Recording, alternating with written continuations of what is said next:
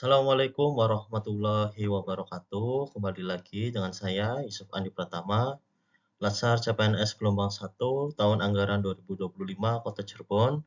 Kali ini saya akan membahas tentang pemanfaatan dan penyalahgunaan teknologi, internet, atau sosial media oleh ASN. Yang pertama, saya ambil artikel dari Kementerian Imigrasi dan Pemasyarakatan yang berjudul ASN di Era AI dari Antisipasi Ancaman ke Optimalisasi Pelayanan. Baik, dari artikel yang didapatkan tadi, saya analisis dari dampak yang ditimbulkan adalah yang pertama, perkembangan teknologi AI yang sangat cepat. Penyebab pertamanya adalah kemajuan AI yang pesat memaksa ASN untuk berubah agar tidak tergeser. Yang kedua, kurangnya literasi digital dan pemahaman tentang AI di kalangan ASN. Penyebabnya adalah rendahnya literasi digital dan belum adanya budaya kerja berbasis data dan teknologi. Lalu yang ketiga, kebutuhan pelayanan publik yang semakin kompleks. Penyebabnya adalah tekanan publik dan kebutuhan efisiensi pelayanan. 4. Ancaman keamanan dan etika dalam penggunaan AI. Penyebabnya adalah perlunya keseimbangan antara inovasi teknologi dan perlindungan publik. Yang kelima, transformasi peran ASN dari pelaksana ke pengelola teknologi. Penyebabnya adalah perubahan paradigma kerja di birokrasi akibat otomasi dan digitalisasi. Dari artikel tersebut, saya simpulkan bahwa perubahan cepat teknologi, tuntutan masyarakat, dan kebutuhan efisiensi birokrasi membuat AI menjadi kebutuhan, bukan pilihan. Yang diperlukan bukan menolak AI, tapi membekali ASN dengan literasi, etika, dan kemampuan adaptasi agar bisa memanfaatkan AI secara bijak dan produktif.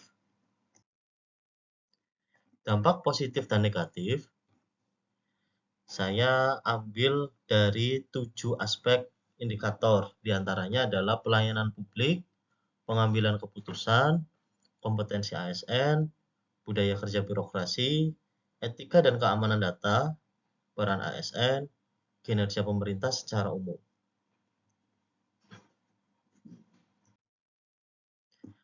Baik, untuk artikel yang kedua terkait pemanfaatan dan penyalahgunaan internet oleh ASN, saya ambil dari Komdigi dengan judul agar kemampuan digital ASN terus meningkat.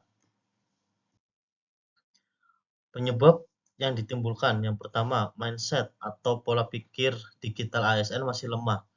Penyebab inti yaitu belum terbentuknya digital mindset, yaitu cara berpikir terbuka terhadap perubahan dan inovasi teknologi. Yang kedua, keterbatasan kompetensi dan pelatihan digital. Penyebabnya adalah kurangnya pelatihan berkelanjutan dan relevan dengan kebutuhan lapangan. Yang ketiga, akses dan infrastruktur digital belum merata. Penyebabnya adalah keterbatasan infrastruktur digital dan akses teknologi yang belum merata di seluruh Indonesia. 4. Belum terintegrasinya kebijakan pengembangan SDM digital. Penyebabnya adalah fragmentasi kebijakan dan koordinasi antar instansi. 5. Kurangnya budaya belajar dan inovasi. Penyebabnya adalah budaya kerja birokratis yang belum mendukung pembelajaran digital berkelanjutan. 6. Kurangnya kesadaran tentang etika dan keamanan digital.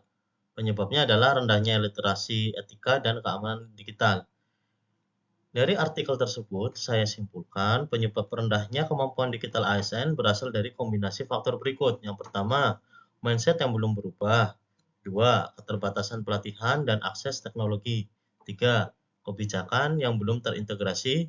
Dan 4. Budaya kerja yang masih konvensional.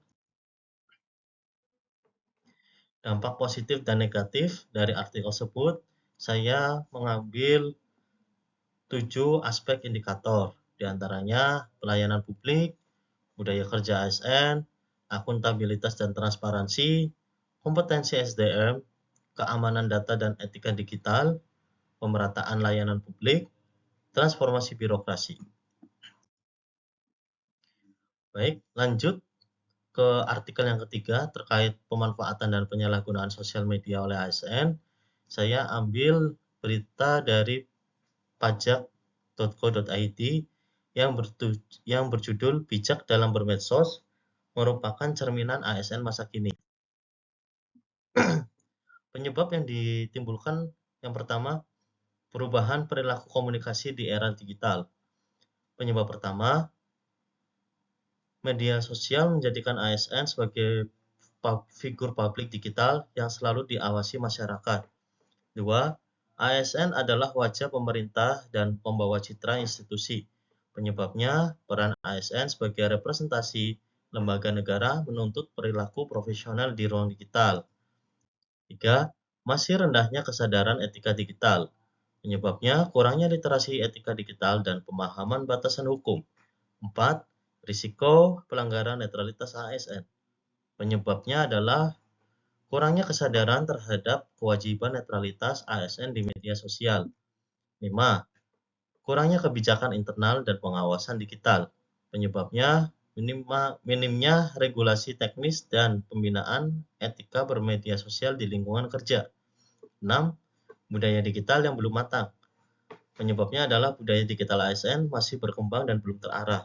Kesimpulan dari artikel ini adalah perubahan perilaku komunikasi digital, rendahnya literasi etika, dan tanggung jawab ASN sebagai wajah pemerintah di ruang publik online.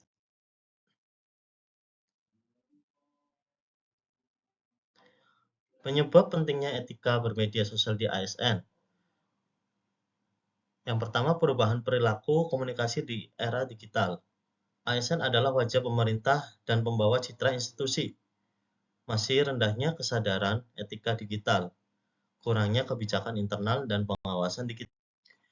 Dampak positif dan negatif dari artikel ini, saya mengambil 6 aspek indikator, diantaranya adalah citra pemerintah dan instansi, budaya digital ASN, netralitas dan integritas, disiplin dan kepatuhan hukum, keamanan informasi, dan hubungan dengan masyarakat.